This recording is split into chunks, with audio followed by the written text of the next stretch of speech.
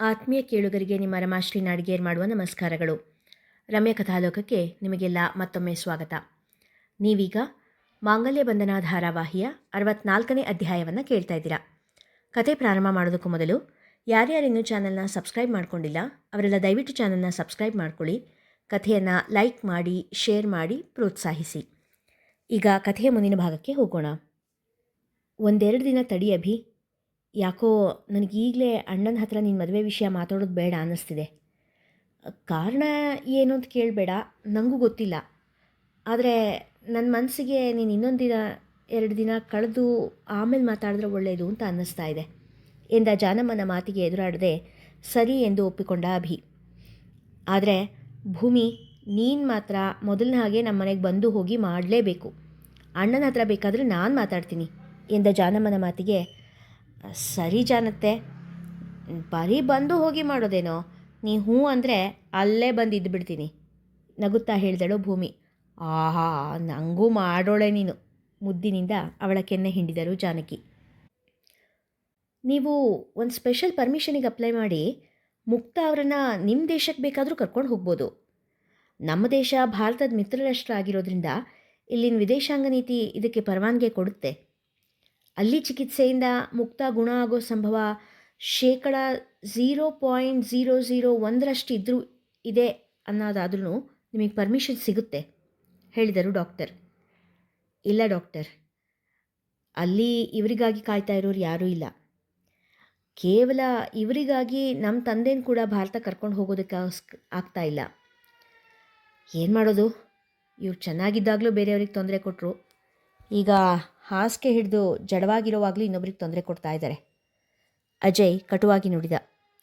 ಹೆತ್ತ ತಾಯಿಗೆ ಬಿರುನುಡಿಗಳನ್ನು ಆಡಬಾರದೆಂದು ಎಷ್ಟೇ ಎಂದುಕೊಂಡರೂ ಅವನ ತುಟಿ ಮೀರಿ ಮಾತು ಹೊರಗೆ ಬಂದು ಬಿಡುತ್ತಿತ್ತು. ಮುಕ್ತಾಳ ಕೈ ಕಾಲು ದೇಹದಲ್ಲಿ ಚಲನೆ ಇಲ್ಲದೆ ಹೋದರೂ ಕಿವಿ ಕಣ್ಣು ಮಾತ್ರ ಸರಿಯಾಗಿ ಕಾರ್ಯನಿರ್ವಹಿಸುತ್ತಿತ್ತು. ಅಜಯ್ನ ಮಾತು ಕೇಳಿ ಮುಕ್ತಾಳ ಕಣ್ಣಿನಿಂದ ನೀರು ಸುರಿಯತೊಡಗಿತು. ದೇವ್ರೇ, ಇನ್ನೂ ಯಾಕೆ ನನ್ನ ದೇಹದಲ್ಲಿ ಪ್ರಾಣ ಇದೆ? ಇನ್ನೂ ಎಷ್ಟು ನರಕ ಅನುಭವಿಸ್ಬೇಕಾಗಿದೆ? ನಿಜ, ನಾನು ಒಪ್ಕೊಳ್ತೀನಿ, ನನ್ನಿಂದ ಜಾನಕಿಗೆ ಅನ್ಯಾಯ ಆಗಿದೆ, ಕೋದಂಡಂಗೆ ಮೋಸ ಆಗಿದೆ. ಅದಕ್ಕಾಗಿ ಇಲ್ಲೇ ನರಕ ಅನುಭವಿಸ್ತಾ ಇದ್ದೀನಲ್ಲ, ಮತ್ತು ಯಾಕೆ ನನ್ನ ಜೀವಂತವಾಗಿಟ್ಟಿದೀಯಾ? ಬೇಗ ನನ್ನ ಉಸಿರು ನಿಲ್ಲಿಸಬಾರ್ದಾ? ತಾನು ಚೆನ್ನಾಗಿ ಇದ್ದಾಗ ಒಮ್ಮೆ ಕೂಡ ನಂಬದ ಬೇಡಿಕೊಳ್ಳದ ದೇವರನ್ನು ಪರಿಪರಿಯಾಗಿ ಬೇಡಿಕೊಂಡಳು ಮುಕ್ತ. ಅವಳ ಕೋರಿಕೆಗೆ ಕೂಡನಾಗಿದ್ದ ಆ ಭಗವಂತ. ಆಹಾಹಾ ಅಜ್ಜಿ, ಇದು ಅಮೃತ, ಏನು ರುಚಿ, ಎಂಥ ಪಾಪಡಜ್ಜಿ ಇದು. ಅಜ್ಜಿಯ ಜೊತೆ ಅಡುಗೆ ಮನೆಯಲ್ಲಿ ಕುಳಿತು ಅವರು ಕೆಂಡದಲ್ಲಿ ಸುಟ್ಟುಕೊಡುತ್ತಿದ್ದ ಹಪ್ಪಳ ತಿನ್ನುತ್ತಿದ್ದ ಅಭಿ ಬಾಯಿ ಚಪ್ಪರಿಸುತ್ತಾ ತಿನ್ನುತ್ತಿದ್ದ. ಪಾಪಡಲ್ಲ ಕಣ, ಇದು ಹಪ್ಪಳ, ಅವಲಕ್ಕಿ ಹಪ್ಪಳ. ಇದು ನಿನ್ನ ಜಾನಮ್ಮನ ಕೈ ರುಚಿ.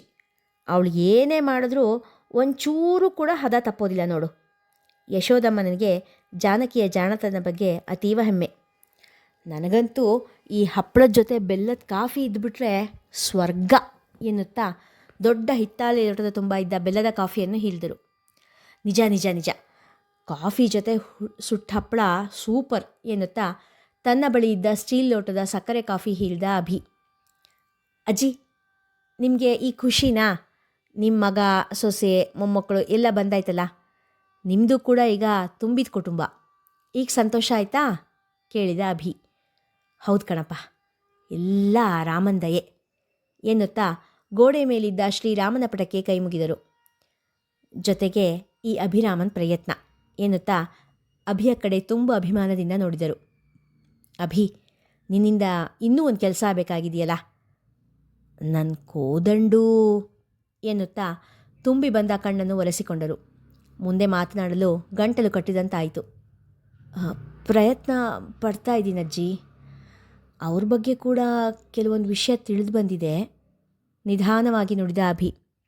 ದೇವರಂತ ಅಜ್ಜಿಗೆ ಸುಳ್ಳು ಹೇಳ್ತಾ ಇರೋದಕ್ಕೆ ನನ್ನನ್ನು ಕ್ಷಮಿಸ್ಬಿಡು ರಾಮ ಎಂದು ಗುಡಿಯಲ್ಲಿನ ರಾಮನಿಗೆ ಮೊರೆ ಹೊಕ್ಕ ಈ ಅಭಿರಾಮ. ಹೌದಾ, ನನ್ನ ಕೋದಂಡು ಹೇಗಿದ್ದಾನೆ? ಯಾವಾಗ ಬರ್ತಾನೆ? ಆಸೆಯಿಂದ ಕೇಳಿದರು ಅಜ್ಜಿ. ಅದೆಲ್ಲ ಗೊತ್ತಾಗಿತ್ತ ಅಜ್ಜಿ, ಆದರೆ ಅವರಿಗೆ 2ನೇ ಹೆಂಡತಿಯಿಂದ 3 ಜನ ಮಕ್ಕಳಿದ್ದಾರೆ. ನಿಮ್ಮ ಮಗನ ಜೊತೆ ಅವರು ಬಂದರೆ? ಸಂದೇಹದಿಂದ ಪ್ರಶ್ನಿಸಿದ. ಬಂದರೆ ಏನು, ಬರಲೇಬೇಕಲ್ವಾ? ಇದು ಅವ್ರ ಮನೆ, ಬರಬೇಕವರು ಎಂದ ಯಶೋದಜ್ಜಿಯ ಕಣ್ಣಲ್ಲಿ ನಿರೀಕ್ಷೆಯ ಬೆಳಕು. ಈ ಮನೆ ಕೋದಂಡನ ಮಕ್ಕಳಿಗೂ ಸೇರಿದ್ದು ತಾನೇ, ಅವರು ಬರಲಿ, ಅವರು ಬರಬೇಕು ಎಂದ ಯಶೋದಜ್ಜಿಯ ಮಾತು ಕೇಳಿದ ಅಭಿ, ಮಕ್ಕಳ ಹಿಂದೆ ಮಕ್ಕಳ ಅಮ್ಮನೂ ಬಂದರೆ ಎಂದಾಗ ಕ್ಷಣ ಕೂಡ ಯೋಚಿಸದೆ ಬರಲಿ ಎಂದರು. ಅವ್ರಿಗೂ ಇಲ್ಲಿ ಜಾಗ ಇದೆಯಾ? ಅಭಿಯ ಕಣ್ಣಲ್ಲಿ ಇದ್ದ ಭಾವ ಏನೋ ಅರಿಯದು. ಒಂದು ಘಳಿಗೆ ಸುಮ್ಮನಾದ ಯಶೋದಜ್ಜಿ ಅವನ ಪ್ರಶ್ನೆಗೆ ಉತ್ತರ ಹೇಳಲಾಗದೇ ಹೋದರು. ಅಸಹಾಯಕತೆಯಿಂದ ಅವರು ಕಣ್ಣುಗಳಲ್ಲಿ ನೀರು ಉಕ್ಕಿತು. ಅಲ್ಲಿಂದ ತಟ್ಟನೆ ಎದ್ದವರು ಸೀದಾ ಚಾವಡಿಗೆ ಬಂದಿದ್ದರು. ಜಾನಕಿ ಅಲ್ಲಿಯೇ ಕುಳಿತು ಮಹಾಭಾರತದ ಸಭಾಪರ್ವದ ವಾಚನ ಮಾಡುತ್ತಿದ್ದರು. ಅವರನ್ನು ನೋಡುತ್ತಾ ಇದ್ದ ಹಾಗೆ ಯಶೋದಜ್ಜಿಯ ಕಣ್ಣುಗಳು ಮತ್ತೆ ತುಂಬಿ ಬಂತು. ಯಾಕತ್ತೆ, ಅಳ್ತಾ ಇದ್ದೀರಾ? ನಿಧಾನವಾಗಿ ಕೇಳಿದರು ಜಾನಕಿ. ಇಲ್ಲ, ಅಳ್ತಿಲ್ಲ. ಯಾವ ಭಾಗ ಓದ್ತಿದೆಯಾ ಜಾನು ಎಂದು ಕೇಳಿದರು. ಸಭಾಪರ್ವ ಅತ್ತೆ ಎಂದಾಗ ಮುಖ ಕಿವುಚಿದ ಯಶೋದಜ್ಜಿ, ಜೋರಾಗೆ ಓದು, ನಾನು ಕೇಳ್ತೀನಿ ಎಂದರು. ಪಾಂಡವರು ಲೆತ್ತದಲ್ಲಿ ಸೋತು ದ್ರೌಪದಿಯನ್ನು ಸೋತ ಭಾಗ ಓದುತ್ತಿದ್ದರು ಜಾನಕಿ. ಯಶೋಧ ಅವರ ಕಣ್ಣು ಪದೇ ಪದೇ ತುಂಬಿ ಬರುತ್ತಿತ್ತು.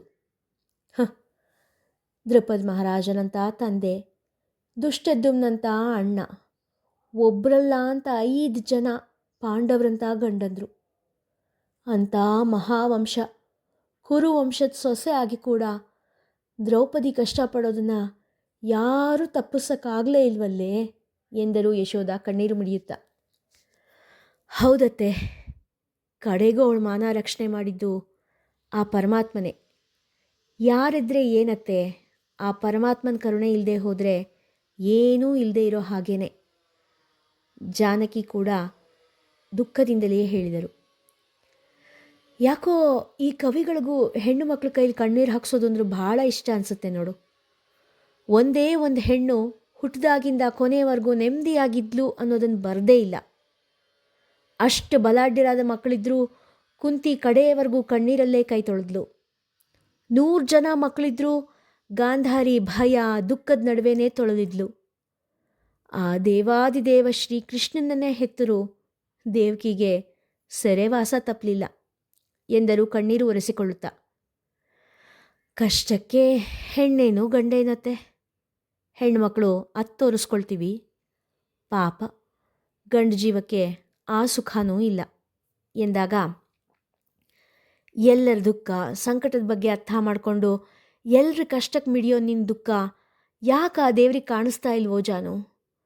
ನಾನು ಕೂಡ ನನ್ನ ಮಗ ಮೊಮ್ಮಕ್ಕಳು ಹೀಗೆ ಯೋಚನೆ ಮಾಡ್ತೀನಿ ಹೊರತು ಎಂದು ಮನದಲ್ಲೇ ಯೋಚಿಸಿದವರು ನಿಟ್ಟುಸಿರು ಬಿಟ್ಟರು ಯಶೋದಜ್ಜಿ.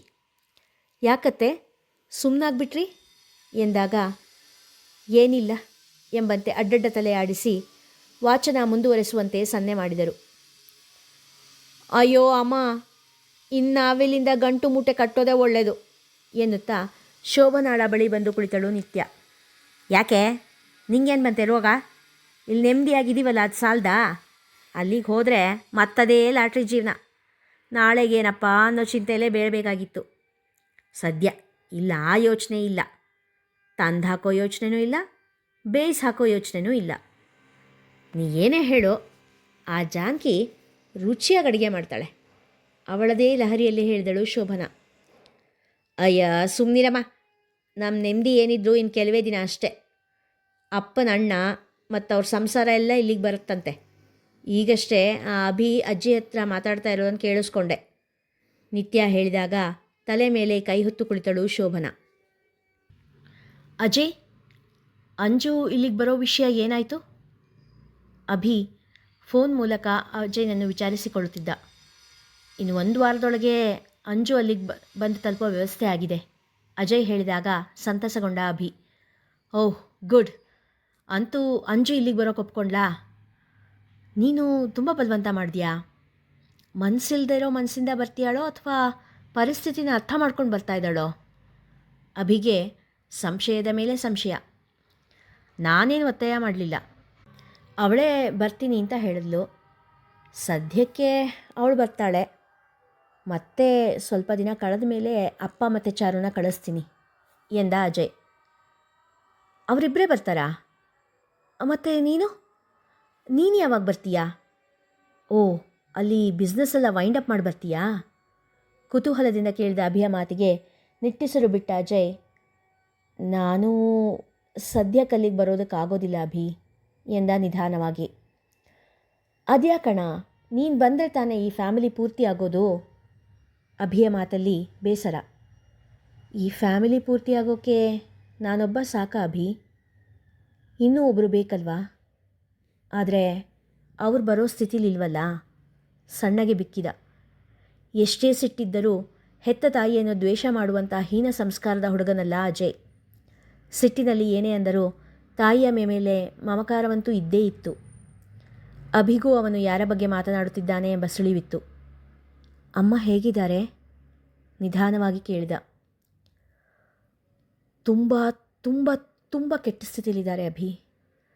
ಅವ್ರ ಸಂಕಟನ ವೇದನೆನ ನೋಡೋಕ್ಕಾಗ್ತಾ ಇಲ್ಲ. ಅದೆಷ್ಟು ನೋವಾಗುತ್ತೋ, ಅದೇನು ಹಿಂಸೆ ಆಗುತ್ತೋ ಆ ದೇಹಕ್ಕೆ. ಆದರೆ ಅದ್ಯಾವುದನ್ನು ಅವ್ರು ಬಾಯಿ ಬಿಟ್ಟು ಹೇಳೋದಕ್ಕೆ ಸಾಧ್ಯ ಇಲ್ಲ. ಆದರೆ ಆ ಹಿಂಸೆನ ಅನುಭವಿಸದೆ ಬಿಡೋ ಹಾಗೂ ಇಲ್ಲ. ಕೈ, ಕಾಲು, ಬಾಯಿ ಚಲನೆ ಇಲ್ಲ. 1 ಇಂಚ್ ಕೂಡ ಅವ್ರು ತಮ್ಮಷ್ಟಕ್ಕೆ ತಾವು ಸರಿಯೋದಕ್ಕಾಗೋದಿಲ್ಲ. ಹಿಂದೆ ತಗೊಂಡಿದ್ದ ಡ್ರಗ್ಸಿನ ಪರಿಣಾಮ ಈಗ ಕೂದಲು, ಮೈ ಎಲ್ಲ ಸುಟ್ಟು ಹೋದಾಗಿದೆ. ಮಲಗಿ ಬೆನ್ನಲ್ಲೆಲ್ಲ ಸಣ್ಣ ಸಣ್ಣ ಗಾಯ. ಎಷ್ಟೇ ಸವಲತ್ತು ನೀಡಿದ್ರೂ, ಅದೆಷ್ಟೇ ಜೋಪಾನವಾಗಿ ನೋಡಿಕೊಂಡ್ರೂ ಆ ದೇಹಕ್ಕಾಗ್ತಾ ಇರೋ ಹಿಂಸೆನ ತಪ್ಪಿಸೋದಕ್ಕಾಗ್ತಾ ಇಲ್ಲ. ಅಜಯ್ನಿಗೂ ತನ್ನ ನೋವನ್ನು ಕೇಳುವವರೊಬ್ಬರು ಬೇಕಾಗಿತ್ತು. ಮನದಲ್ಲಿ ಹೆಪ್ಪುಗಟ್ಟಿದ್ದ ಮಾತೆಲ್ಲವನ್ನು ಅಭಿಯ ಮುಂದೆ ಹೇಳಿಕೊಂಡು ಅತ್ತು ತುಸು ಹಗುರಾಗಿದ್ದ. ಅತ್ತ ಹೇಳುತ್ತಿದ್ದವನ ಕಣ್ಣಲ್ಲಿ ಹೇಗೆ ನೀರು ಸುರಿಯುತ್ತಿತ್ತೋ, ಇತ್ತ ಕೇಳುತ್ತಿದ್ದವನ ಕಣ್ಣಲ್ಲೂ ಜಲಪಾತ. ಒಂದು ಸಾರಿ ಅಮ್ಮನ ನೋಡಬೇಕು ಅಣ್ಣ, ತೋರಿಸ್ತೀಯಾ? ಬಿಕ್ಕುತ್ತಾ ಕೇಳಿದ. ಬೇಡ ಅಭಿ, ನೋಡಿ ತಡ್ಕೊಳ್ಳೋದಕ್ಕೆ ಸಾಧ್ಯನೇ ಇಲ್ಲ ಎಂದವನೇ ಕರೆ ಕತ್ತರಿಸಿದ. ತನ್ನ ತಾಯಿಯ ಹೀನ ಸ್ಥಿತಿ ತಿಳಿದ ಅಭಿ ದುಃಖದಿಂದ ಯೋಚನೆಗೀಡಾದ. ಇಲ್ಲಿಗೆ ಇಂದಿನ ಸಂಚಿಕೆ ಮುಗಿಯಿತು. ಮುಂದಿನ ಕಥೆ ಮುಂದಿನ ಸಂಚಿಕೆಯಲ್ಲಿ. ಹಾಗೆ ಈ ಸಂಚಿಕೆಯಲ್ಲಿ ಬಳಸಿರೋ ವಿದೇಶಾಂಗ ನೀತಿ ಉಲ್ಲೇಖ ಕೇವಲ ಕಾಲ್ಪನಿಕ, ಇದಕ್ಕೆ ಯಾವುದೇ ಆಧಾರ ಇಲ್ಲ. ಕಥೆ ಇಷ್ಟವಾಗಿದ್ದರೆ ಹೆಚ್ಚು ಹೆಚ್ಚು ಜನರಿಗೆ ಶೇರ್ ಮಾಡಿ, ಕಥೆಯನ್ನು ಲೈಕ್ ಮಾಡಿ, ಹಾಗೆ ಕಾಮೆಂಟ್ ಸೆಕ್ಷನ್ನಲ್ಲಿ ನಿಮ್ಮ ಅಭಿಪ್ರಾಯ ತಿಳಿಸಿ ಪ್ರೋತ್ಸಾಹಿಸಿ. ಧನ್ಯವಾದಗಳು.